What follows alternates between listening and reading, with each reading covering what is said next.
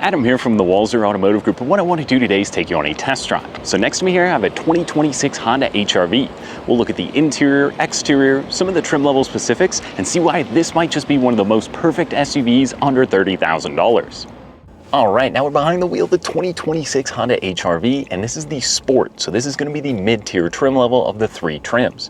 You can go up to the EXL if you want a little bit more equipment, or you can drop down to the LX if you're looking to save a little bit of cash.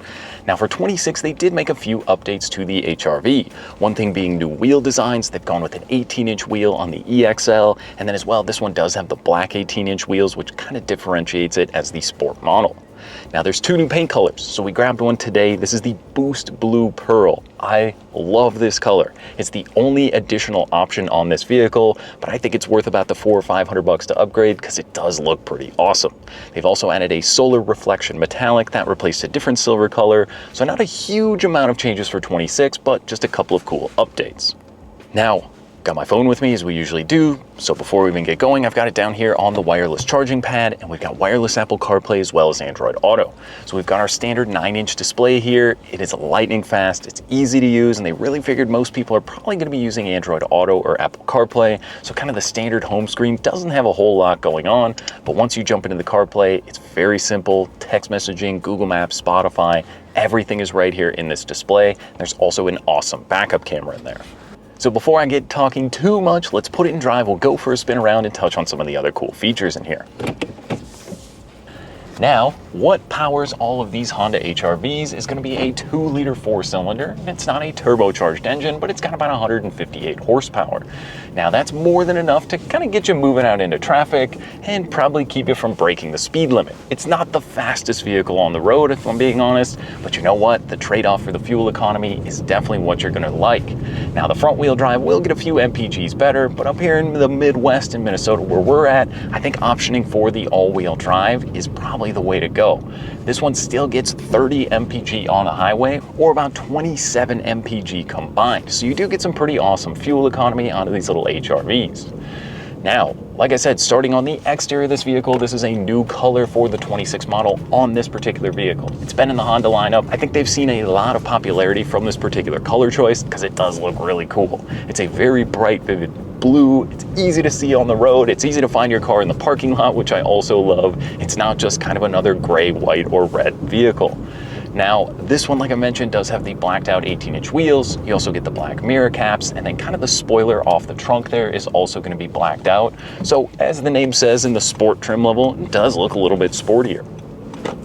Now, speaking of the trunk, if you pop that hatch open, this particular one wouldn't have the power liftgate, but it's very simple to open. And then when you're back there, you get quite a bit of storage space. I'm always amazed at just how much room these little HR-Vs actually have. Yes, if you want more, you can go up to the CR-V or the Passport or the Pilot, but I think if it's just you in the car, even if you got the kids with you, you can load up that back pretty good. And there is also a little bit of underfloor storage, so there's kind of little cubbies or compartments under there, which I really like, so you can keep stuff kind of hidden out of sight. If there's stuff you want to leave in the vehicle, that's always really nice as well. Then these are 60/40 split rear seats. So there's a little handle on the side. You can pull them, drop the seats down. That actually gives you, again, even more cargo space. I think I saw somewhere that it was like 20 airline bags you can put into this vehicle. And it's a pretty deep loading area, but it's not all high up like most SUVs. So it's actually easy to get the groceries in there, throw the golf clubs in the back, they'll fit back there. There's plenty of room and plenty of space in this vehicle. Now, speaking of space in the second row, again, I am very surprised because some even mid-size SUVs, I don't even have the same amount of headroom or legroom from where I was driving comfortably. Where I sit at 6'1", I jumped in, I didn't immediately smash my knees into the back of the seat. I had lots of headroom back there. It's so surprising how much room this is, being that this is just kind of one of Honda's smaller SUVs. But then there is just a little cubby back there, so if the kids want to throw some stuff in there, keep your phone back there maybe, that is pretty convenient, and the seats are reasonably comfortable in the back as well. Now, from the driver's seat, how is the ride and drive? It's actually really good. I'm going along at about 30-40 miles an hour here. The road noise is pretty minimal on the highway. I've been buzzing around this morning a little bit in this vehicle. It's just easy to use, and that's something with Honda. If you ask anyone, tell me something about Honda, what would they probably say? Reliability, right? And that's where this little 2-liter definitely is going to shine. Honda's reliability year after year is some of the best out.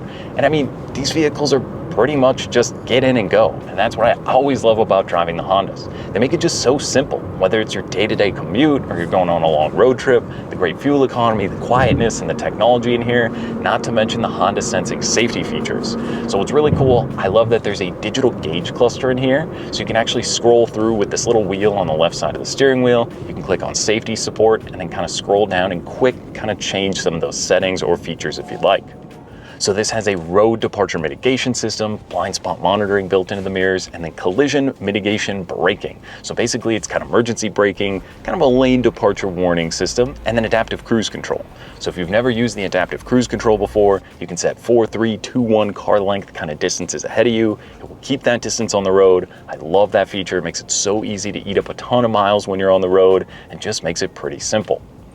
Now, a few other things in this digital gauge cluster pretty much gives you all your pertinent information, whether you're looking at your trip computer with your range and fuel economy, your speed you can pull up, or any of the audio settings in there, which is really cool. And then since I've got an iPhone and I've got it paired with the infotainment screen, there's a little voice control button on the steering wheel here. So I can use that for Siri, so I'm focusing on the road ahead. I'm not ever messing with my phone when I'm in the car, which I absolutely love. Now, a few other things in here. This one has the air conditioning vents that are kind of honeycombed in. I like that design language that Honda has gone with. They're easy to use. You just kind of move the handle around. And then this also gets the automatic climate control. So it's hot. It's about 90 degrees already today. So setting that AC, just letting the auto temperature work, that makes it so much easier when you just hop in the vehicle. And you can even remote start the vehicle. And that is going to even cool the vehicle down for you. So the remote start is actually built into the key fob. So you don't have to add on one of those old school kind of remote starts with this particular trim level. It's already in here. You can fire it up, warm it up, or cool it down, which does make it really nice. So again, back to the ride and drive. These little Hondas are great. You know, this powertrain, like I said, you're not breaking the speed limit, you're not flying around town, but it just works. For 95% of the time, if you figure it's you in the vehicle, you're running to work, you're kind of just buzzing around, running errands, picking up the kids, there's plenty of room in the back for the car seats. They're easy to clip in back here, yet this still gives you enough room where, you know, maybe you don't want to go up to the CR-V or the Passport. You want something like this that's easy to park, easy to get in and out of spaces, yet gives you tons of technology and I think cool style on the outside. Like the front end of this vehicle with those LED designed headlights look really cool. And again, the Sport, so touching on the price for this particular one, I think MSRP on this vehicle with the all-wheel drive and the added blue kind of color, I think we're looking at about $31,300. So you can get one of these under $30,000, which makes me really believe this might be one of the better SUVs on sale right now for that $30,000 price range. If you're looking at the average new car price in the US right now, it's over $49,000. Now, you can go up to the EXL and get a little bit more equipment and a few different things if you want a little different interior, but these cloth seats are super comfortable. I love the orange stitching that runs through. It does work really nicely with the blue paint on the outside, but these seats are also heated. So the heated cloth, it doesn't get so hot in the summertime, but then when the winter comes back around, it heats up very quickly, which is really nice, and they're super comfortable. There's just little controls on the side. You can kind of pump yourself up or down or move easily. I have no problem. I can get in this vehicle. I think it says my range is like 444 miles right now on almost a full tank of gas. I think you could easily eat up a road trip pretty much anywhere you're going, be comfortable, got the wireless CarPlay going, got your safety features in here, and great fuel economy, and I think pretty good style on the exterior.